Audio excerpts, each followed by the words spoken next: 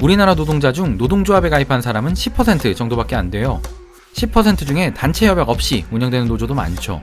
그런데 우리는 노동조합과 단체 협약 두 가지를 모두 가진 아주 강력한 노동조합이에요. 부러움의 대상이죠. 그런데 이 두 가지는 모든 노동자가 가지고 있는 권리가 아니기 때문에 간혹 이 당연한 권리를 가지지 못한 사람들로부터 시기와 질투를 받는 경우도 있는데요. 이건 우리나라의 열악한 노동구조 때문에 생긴 늘 사이에 가슴 아픈 상처내기예요.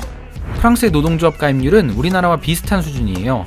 하지만 90% 이상의 노동자가 단체 협약에 적용을 받고 있어요. 그렇기 때문에 노동조합 조합원이 아니라도 나와 같은 노동자의 문제라는 공감대가 충분히 형성되고 결국 노동조합은 대다수의 국민들로부터 지지와 환영을 받죠. 반면 우리나라는 노동조합 가입률은 매우 낮고요. 단체 협약 적용률은 더 낮아요. 다시 말하면 노조할 권리를 가져보지 못한 대다수의 사람들은 단체 협약의 적용도 못 받아보고 있죠. 자신이 가지지 못한 권리를 통해 문제를 해결하는 다른 사람들의 모습을 보는 것이 마음 편한 일은 아니겠죠. 그래서 노동조합이 없는 노동자들은 상대적 박탈감과 분노를 느끼게 되는 거예요. 그런데 이 분노가 노동조합을 향하는 것은 문제가 있어요. 노조가 없는 노동자의 분노는 노조할 권리를 보장하지 않는 사용자와 정부를 향해야 해요. 노동조합 하고 싶어도 못하는 사람들이 그렇게 많은데 강력한 노동조합을 가진 우리 회사, 내 옆자리, 내 동료는 왜 노조 가입을 안 하지? 아마 이런 거 아닐까요? 노동조합을 하나의 사내 서비스로 오해하는 거죠. 가입하면 뭐 해줄 건데 이런 오해를 가진 사람들이 많아요. 노동조합에 가입하는 것은 납부된 조합비만큼 자신에게 꼭 맞는 서비스를 제공하겠다는 계약이 아니에요. 노동자라면 누구나 가져야 할 당연한 권리를 스스로 확보하는 것이죠. 노동조합은 개별 노동자들이 주체가 되어 사용자의 간섭을 받지 않고 권리를 주장할 수 있는 유일한 단체예요. 그래서 회사에 해결해야 할 문제가 있으면 조합원들의 의견을 모아 방안을 결정하고 추진해요.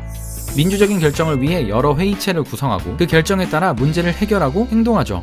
노동조합은 실제로 효과가 있었어요.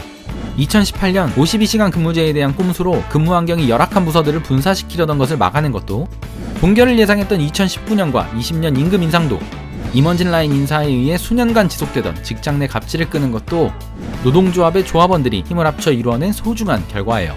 이 과정 뒤에는 또 다른 비밀이 하나 숨겨져 있는데요. 바로 과반노조예요. 과반노조는 말 그대로 노동자의 절반 이상이 노동조합의 조합원으로 가입되어 있다는 것을 말하죠. 우리 노조는 2018년 과반노조가 되었어요. 회사에 과반노조가 있다는 건 아주 큰 의미가 있어요. 회사가 노동자에게 불리한 방향으로 근로조건을 변경하기 위해서는 반드시 노조의 동의를 얻어야만 하거든요. 이런 강력한 힘은 회사가 노동자를 대하는 태도에도 영향을 미쳐요. 회사가 노동자, 바로 당신을 함부로 대할 수 없게 되는 거죠. 그러니까 내년에 승진 차수인데 노조원이라 누락되는 거 아니야? 얼른 탈퇴하고 부서장군에 들어야지. 이런 걱정은 이제 안 하셔도 돼요. 우리 회사에는 조합원 출신 임원도 있는걸요. 노조 활동이 승진에 영향을 미치는 건 고종황제 라떼 마시던 시절 이야기예요. 승진을 하려면 일을 잘해야죠. 간혹 이런 동료들 있죠. 노조원도 아니면서 노조는 도대체 뭐 하는 거냐며 노조 탓을 하거나, 단체 교섭 결과가 마음에 들지 않는다고 노조 욕을 하거나, 노조가 오히려 회사를 괴롭힌다며 스스로 사용자라 착각하는 동료들, 너무 미워하지 마세요. 모든 직원이 노동조합에 필수 가입되는 유니온숍 제도를 도입하면 우리 모두 노동조합의 조합원이 되거든요. 유니온숍이 되려면 우선 3분의 2 이상의 노동자가 노조에 가입해야 해요. 그 후 단체 협약을 통해 회사와 유니온숍을 체결하죠.